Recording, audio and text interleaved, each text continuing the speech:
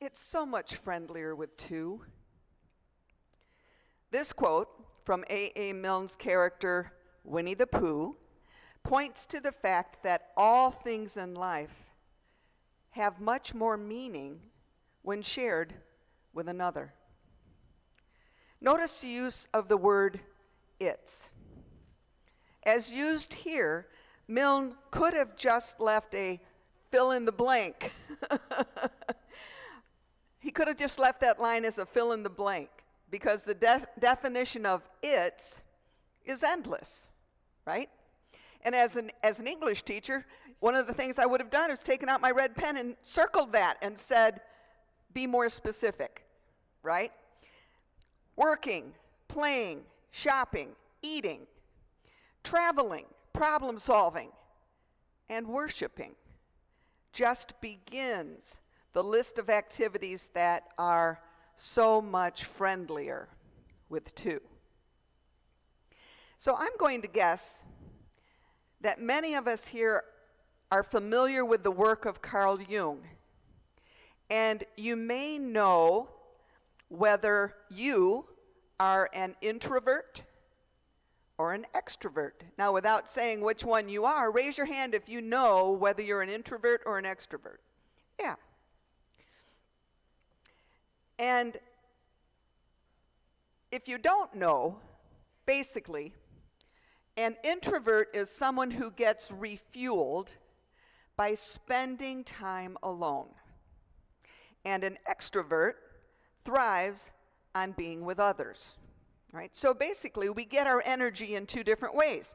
Introverts get their energy in alone time, and extroverts get their energy from being around other people. Introverts tend to be reserved, and they need a lot of personal space and privacy. And introverts have a very rich inner world.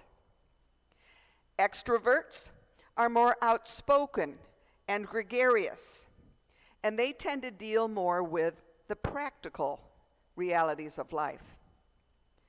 Now, when you look at these two personality types on a continuum, most of us really fall somewhere along that scale. You know, there are very few of us who are entirely one way or the other. There is so much more to the understanding of introvert and extrovert, and if you have never taken any kind of a sorter, a personality sorter, and you're interested in seeing where you fall on that scale, you can find all of that online. But for now, in thinking about friendship compatibility, it's critical to understand that in a mature friendship, you drop the expectation that your friend is going to be exactly like you in every way. An enduring friendship seeks to understand and respect each other's personality, even when it's different. For example, an introvert might need to spend time alone, which could be misunderstood by an extrovert who draws energy from being around other people. The introvert feels annoyed by the needy extrovert, and the extrovert often feels rejection. And unless these two people invest in each other, care enough about each other, and feel empathy for each other, the friendship might not grow. So, in John Sanford's book, The Kingdom Within, the inner meaning of Jesus' saying, he highlights Jesus' personality in regards to introversion and extroversion. And he writes, when we apply the categories of introvert and extrovert to Jesus of Nazareth, we find that he appears to be equally developed in both of these realms. We see his extroverted development in a life which involved him with people.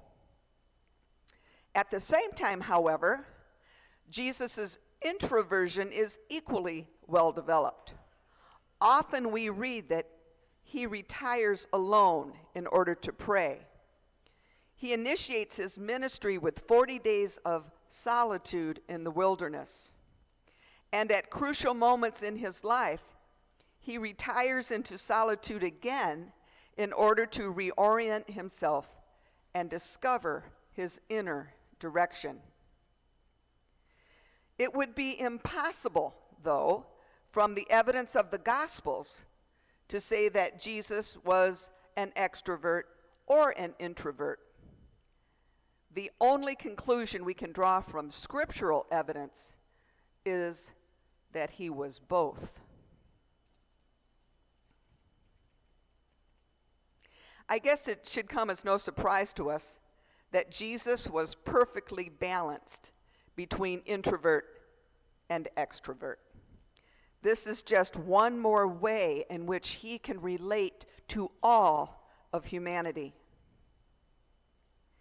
You know, when you stop to think about it, there are so many obstacles that get in the way of anybody becoming friends. There are different values, different upbringings, different ambitions. Yet, it is a testimony to our desire to be connected to someone else that we push through all that stuff and are able to form friendships. When someone calls you their friend, receive it as a high honor, because that title isn't easily earned. Pooh, he whispered. Yes, Piglet? Nothing, said Piglet, taking Pooh's paw. I just wanted to be sure of you. Welcome to worship. We are so glad you're here.